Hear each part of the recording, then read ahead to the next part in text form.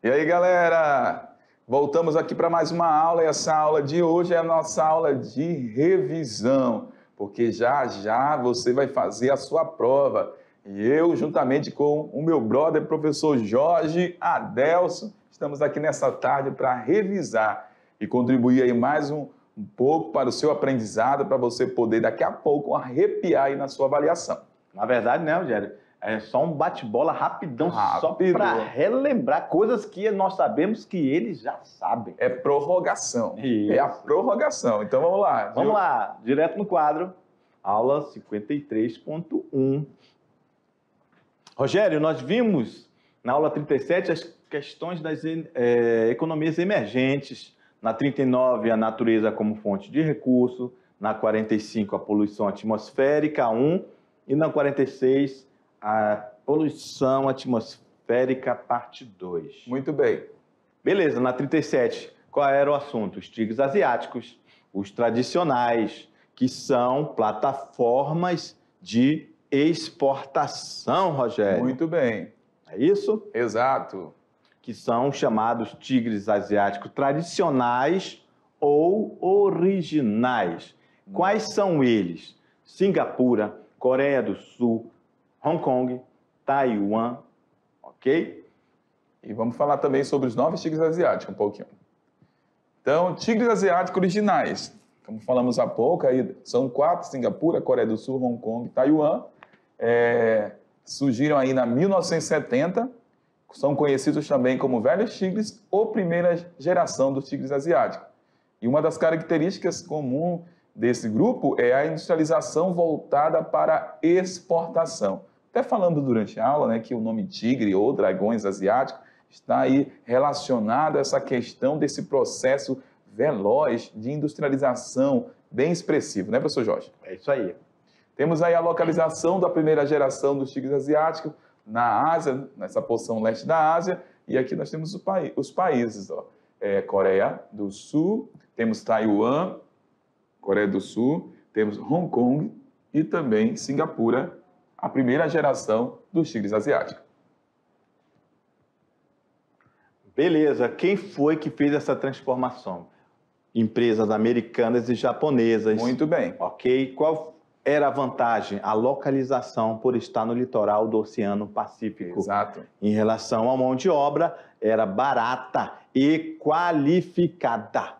Não só bastando isso, ainda era abundante, ou seja, muita mão de obra barata e qualificada, e culturalmente eles são, né, muito disciplinados. Inicialmente a industrialização baseou-se na exportação de tecidos, brinquedos e pequenos componentes eletrônicos sem muita qualidade. Depois foi evoluindo, falamos até na aula, né? Aí temos aí videocassetes, aparelhos de DVD, relógios, televisores, microcomputadores, celulares, entre outros. Né?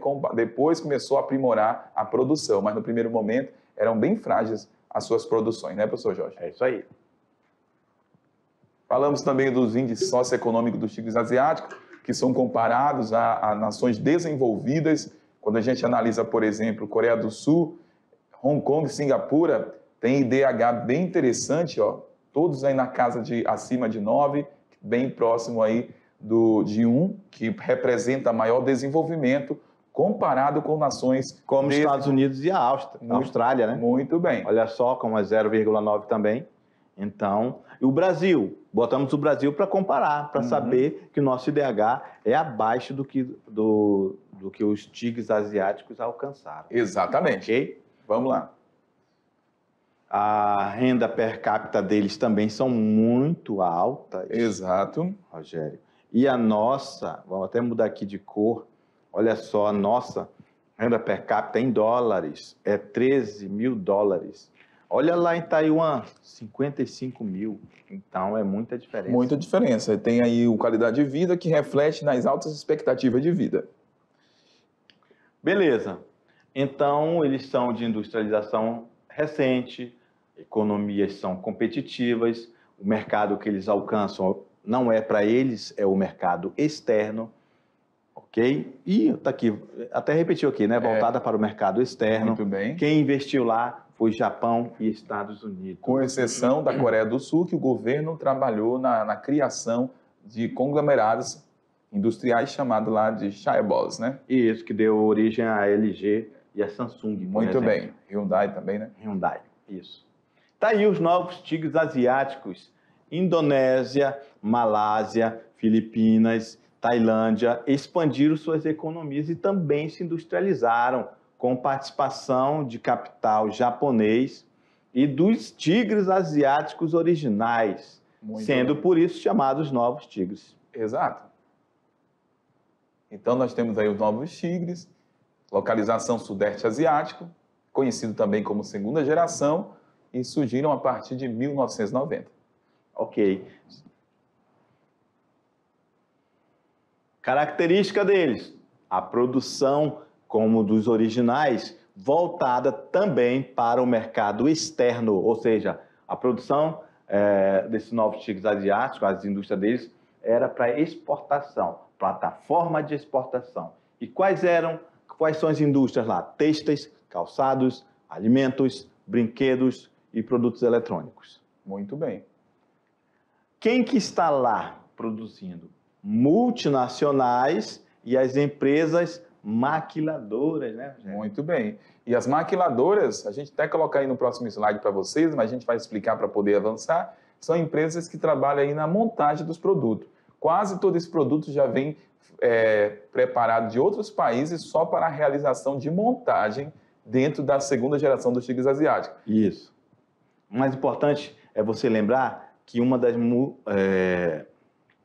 diferenças dos tigres originais para os novos tigres, a mão de obra dos novos tigres é mais barata. Exato. Porém,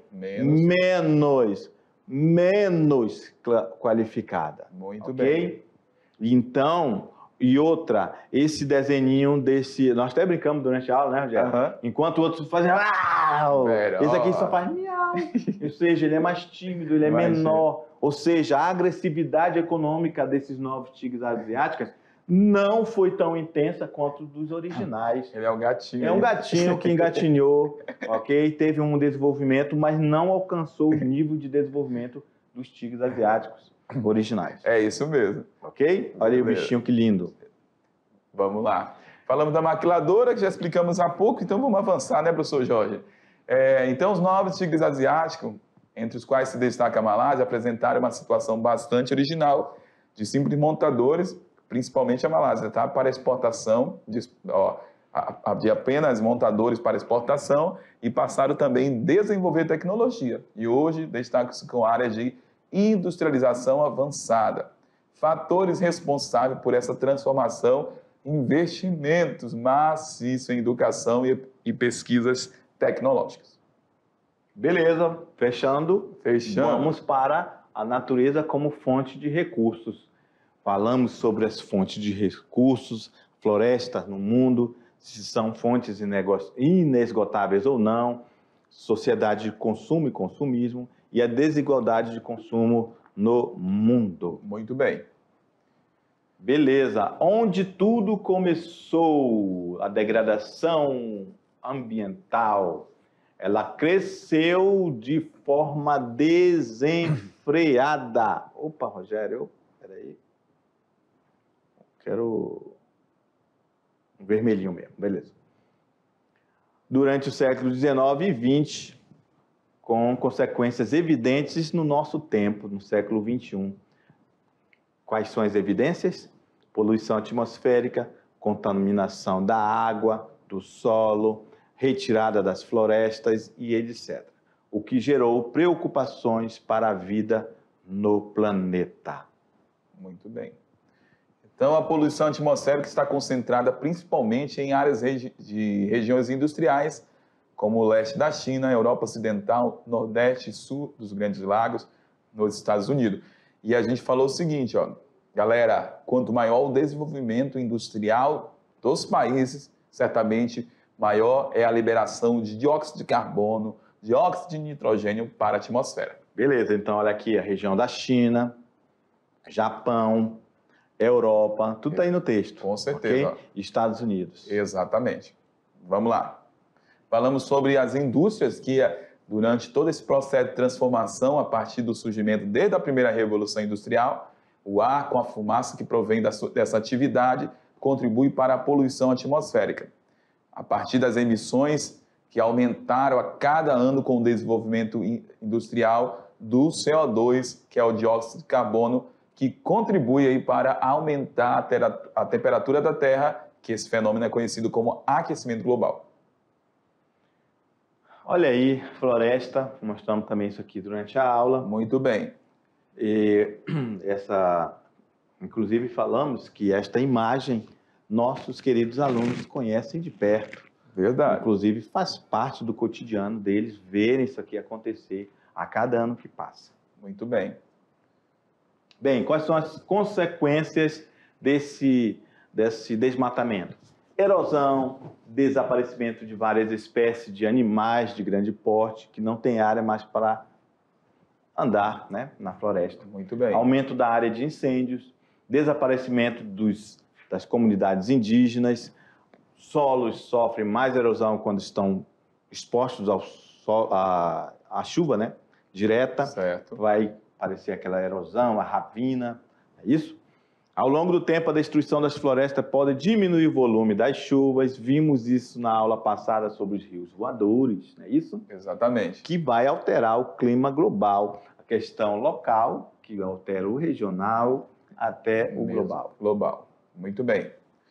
Vamos lá. Na aula 45.1, falamos sobre poluição atmosférica, parte 1, tipo de poluição. Falamos sobre inversão térmica e chuva ácida.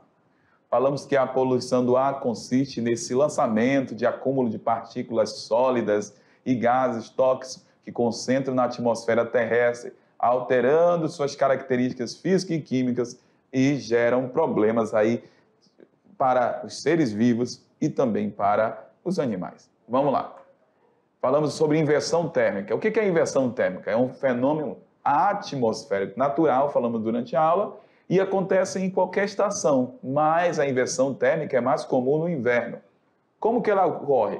Quando o ar frio, que é mais denso, ela é impedido de circular para a camada de ar quente, galera, que é menos densa. E aí a gente vai ter nessa camada de ar frio concentração de poluentes, como a gente consegue ver aí nessa imagem, nesse segundo gráfico, nessa segunda imagem aqui do seu lado direito. Então o fluxo normal é ar quente, ar frio e ar mais frio. E aí a gente tem a liberação do poluente com maior facilidade. Mas a partir do momento que a gente tem o ar frio, o poluente, que é quente, ele não consegue ultrapassar essa camada do ar mais frio. E isso vai gerar o quê? Essa concentração do poluente próximo à superfície da Terra, aumentando aí a temperatura. Esse ar quente vai ficar na segunda camada. Muito bem. E lá em cima o ar frio novamente. Então é essa que é a inversão, não é isso, Angel? Exatamente. Olha aqui a diferença. Vou até mudar de cor aqui, ó. Olha só, ar frio, ar quente. Opa, tem que ser vermelho mesmo. Ar frio, ar quente, ó. Ar quente, ar frio. Muito bem. Essa que é a inversão. Com certeza. Sucede nas grandes cidades, centros urbanos industrializados, e gera problema ambiental, que é intensificado pela ação antrópica. O homem, a partir da queima, né, no caso aqui, ó, desses produtos aí das energias não renováveis, como o carvão e também o petróleo, contribui para a questão da inversão térmica. Falamos durante a aula sobre a chuva ácida, que gera impacto local e global, intensificação da chuva ácida no mundo a partir da primeira revolução industrial, que é a liberação de gases a partir da queima dos combustíveis fósseis, petróleo e carvão mineral. O que acontece? Os gases poluentes reagem com o hidrogênio presente na atmosfera, na forma de vapor d'água, dando origem a uma precipitação com maior teor de ácido sulfúrico e de ácido nítrico. Então, falamos até durante a aula que a chuva ela é ácida, mas a chuva ela já tem um nível de acidez, mas ela torna ácida quando há diminuição do pH por conta dessas reações liberadas aí pelos gases. E como reduzir a chuva ácida? Tratamento dos gases industriais, ou seja, a indústria tem que fazer uma espécie de filtro antes de lançar esse poluente na atmosfera. coisa que é caro e eles não querem fazer. É isso? Exatamente. Uso de transporte coletivo, implantação de ciclovias, consumo consciente de energia elétrica, tudo isso aqui é para reduzir os gases industriais de combustíveis fósseis na atmosfera, né? Energia verde, né? Que Exato. são as alternativas, a eólica, a solar. Isso. E aí vamos para a poluição atmosférica, parte 2. Falamos, né, durante a aula sobre essa diminuição da camada de ozônio e a questão do aquecimento global, Muito tão bem. falado no dia a dia. Exato. Beleza, falamos que esta camada de ozônio está localizada nas estratosferas entre 15 e 35 quilômetros de altitude. Ela tem cerca de 15 quilômetros de espessura. A camada de ozônio tem a função de proteger a superfície terrestre dos raios nocivos ultravioletas emitidos pelo Rei Sol. Muito bem. E aí, no final dos anos 70, pesquisadores detectaram que a camada de ozônio estava sendo destruída, se tornando mais rarefeita e muitas vezes lugares ela estava falhando totalmente, principalmente sobre a Antártida. Muito bem. Obviamente que então a Antártida começou a derreter as calotas, o gelo que estava lá, ok? Estudos posteriores concluíram que a destruição desta camada estava associada à emissão do clorofluorcarbono, os CF6, ok? E os CF6 eram facilmente encontrados em sprays, desodorante, geladeira, aparelhos de ar-condicionado, equipamentos contra incêndios e solventes. E qual seria a consequência disso? O aumento do efeito estufa. Sem essa camada de ozônio, intensificaria a quantidade de pessoas com câncer de pele, ok? E o degelo, ok? Degelo nas calotas polares. E aumento, obviamente, se está tendo degelo, vai ter um aumento no nível dos oceanos. E tudo isso ocasionaria mudanças climáticas. Muito bem. Ok? E o efeito estufa? Também é um fenômeno atmosférico natural. Falamos que é responsável pela manutenção da vida na Terra, porque senão a Terra seria muito fria. Beleza? Então, qual que é o problema aí do efeito estufa? Esses gases que são lançados na atmosfera têm maior capacidade de reter calor. Então, mantendo os níveis de aquecimento da atmosfera e da superfície mais elevado do que a média. Isso vai aumentar a temperatura da Terra. E olha só, o tanto de poluição lançada todos os dias, 24 horas por dia na atmosfera. E aí a gente tem o efeito estufa, ok? Que os raios ultravioletas atravessam a atmosfera e parte dessa radiação é absorvida pela superfície que fica aquecida. Aí a parte B, a outra parte da radiação solar é refletida pela Terra, voltando para o espaço. O problema está no C, que a radiação infravermelha, o calor retido pela superfície da Terra, é absorvida pela camada de gases do efeito estufa, que envolve o planeta, provoca o aquecimento da superfície. Ou seja, ele não passa aqui, ele não ultrapassa e volta para a atmosfera, mantendo este calor, Rogério. É isso mesmo. E aí gera problema que vai refletir no aumento da temperatura da Terra. E se aumenta a temperatura da Terra, a gente vai ter problema aí com o aquecimento global, derretimento das calotas polares, aumentando o nível do oceano e a população mundial sofrendo com elevadas temperaturas. Beleza. Certo? Então é isso, galera. Desejamos para vocês aí excelente prova e até mais. A gente se encontra aí nessa caminhada, né? Isso, na Geografia de Rondônia. Muito bem, na Geografia de Rondônia, já. Eu ia falar durante a caminhada aí posterior da vida, mas a gente ainda vai se encontrar esse ano com Geografia de Rondônia. Então é isso mesmo. Valeu, galera. Até mais. Tchau, um abraço. Valeu!